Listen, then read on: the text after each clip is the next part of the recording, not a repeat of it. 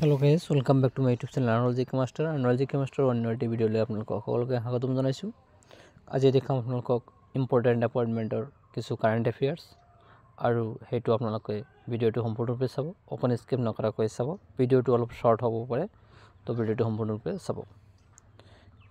The Ministry of Home Affairs appointed IPS Nitin Prabhat as the Director General of Police of which state? UT Union Territory Jammu and Kashmir পৰা হৈছে তেওঁক appoint কৰা হৈছে।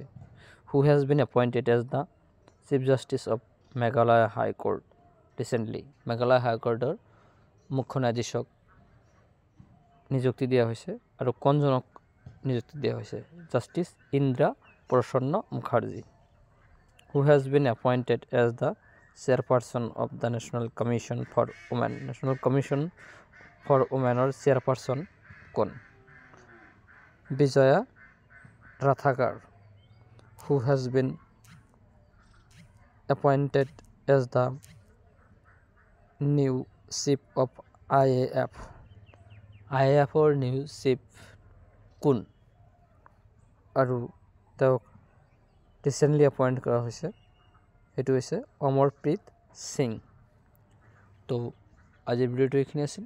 যদি ভিডিওটো ভাল লাগে তেন্তে লাইক কমেণ্ট শ্বেয়াৰ কৰিব আৰু আনৰজি মাষ্টাৰ ইউটিউব চেনেলটো আপোনালোকে ছাবস্ক্ৰাইব কৰিবলৈ নাপাহৰিব। ধন্যবাদ। জয় অসম, জয় হিন্দ। আপোনালোকক অন্য এটা ভিডিঅ'ত সকলোকে লগ পাম।